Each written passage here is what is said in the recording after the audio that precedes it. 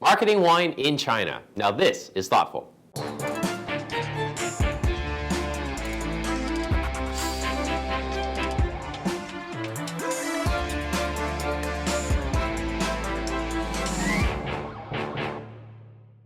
Hello, I'm Trevor Lai in Shanghai. China's wine market has shown phenomenal growth in the last few years, but wine consumption is still very low.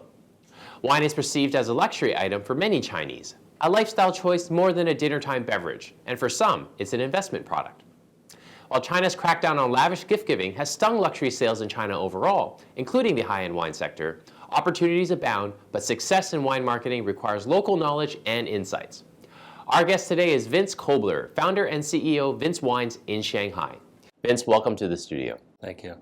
Let's start with a bit of background about Vince Wines and your partnership with the Camus Group, because Cyril Camus has been on our show a few times. And can you talk about how you started the brand? So we started in 2012. Vince is a very disruptive brand in the French wine sector. So we're not following the traditional way that French wine has been marketed over the years, but it's very young, it's very fashionable. We're very proud of our French heritage. But it's not to be taken so seriously. It's more of a fun brand targeted at young consumers, 25 to 45 years old in China.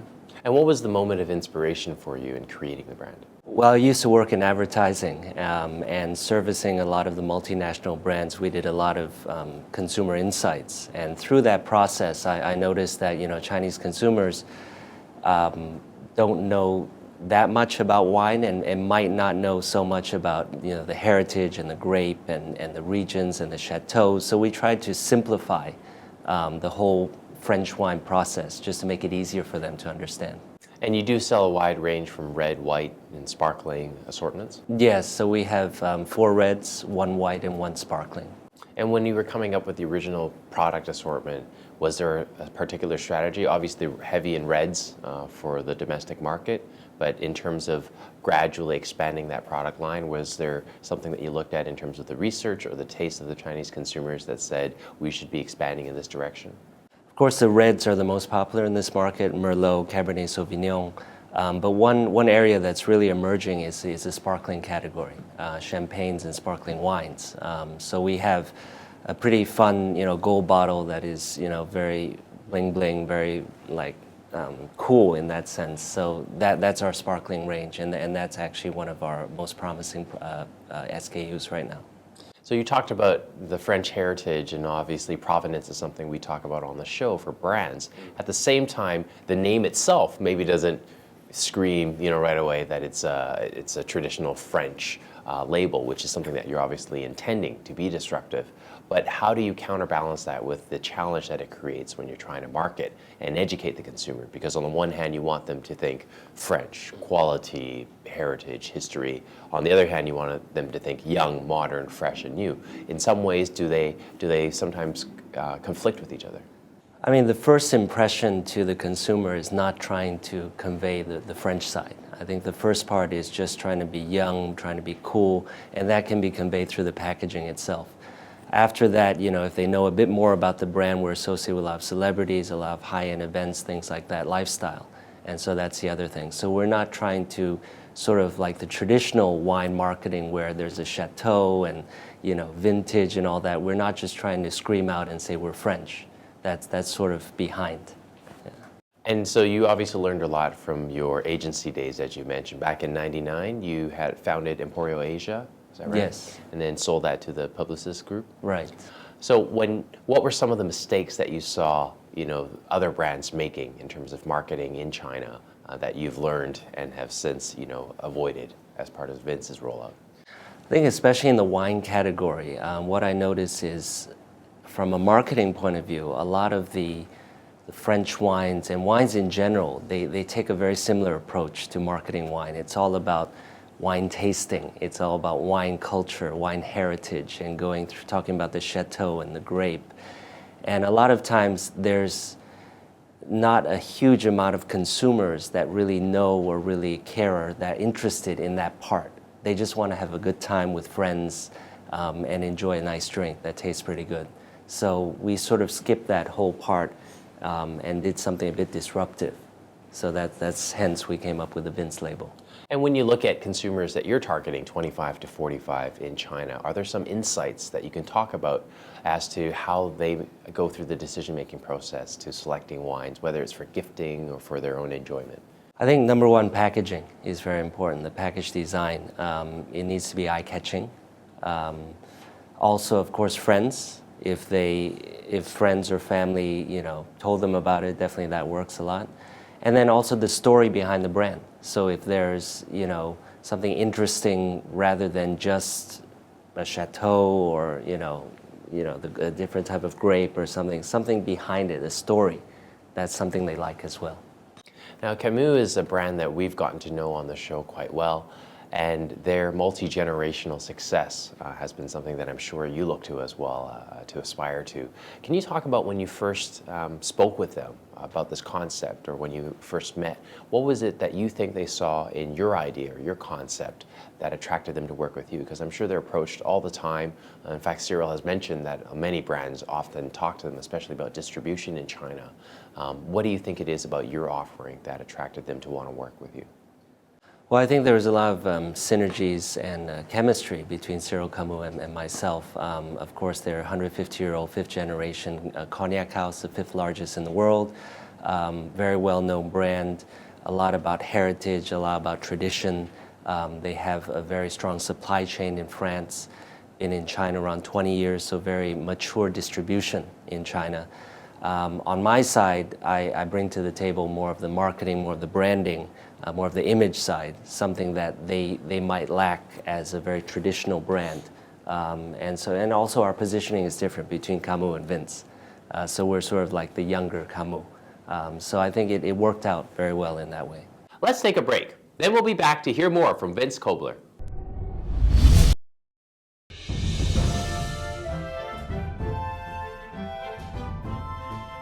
Thoughtful China, as the name suggests, provides very thought-provoking discussions about topics that are relevant and timely with regards to China marketing scene.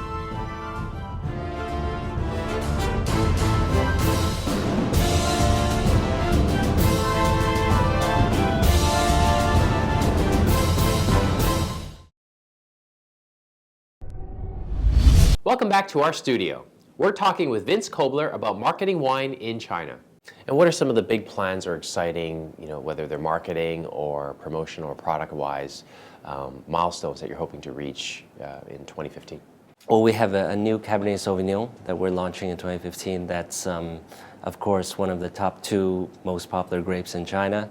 More on the lower to mid-range of the market, not on the high end.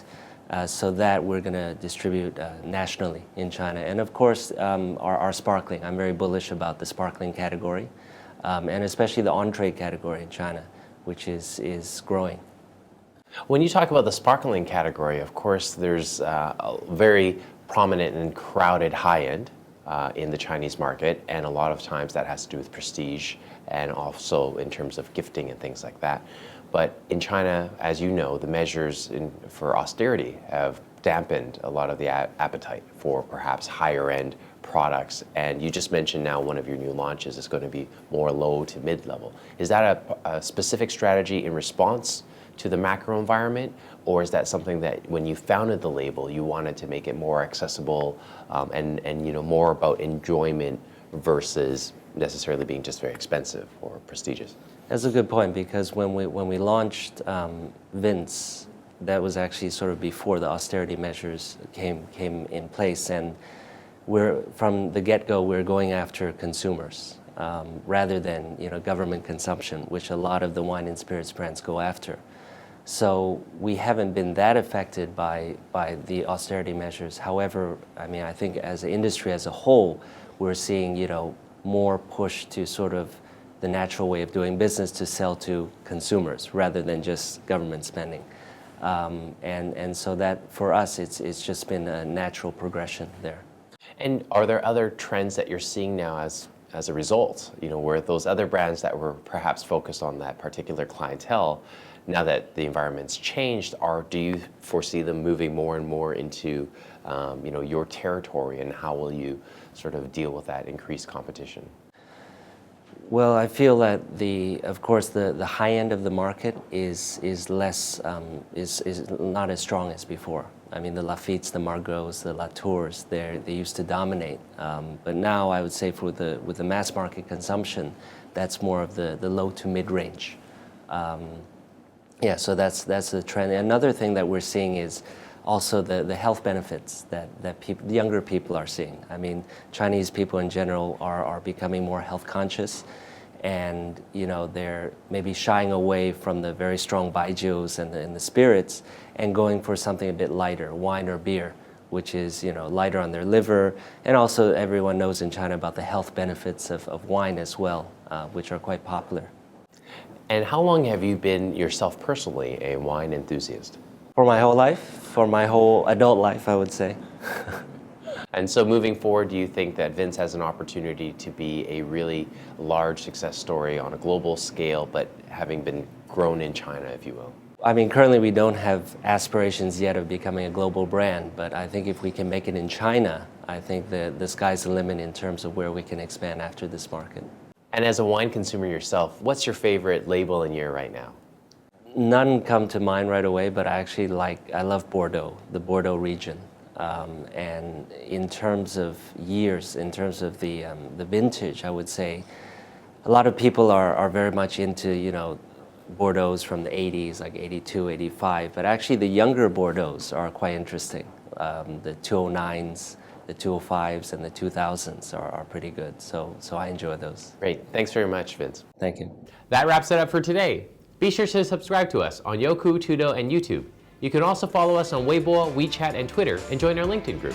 We'll see you again.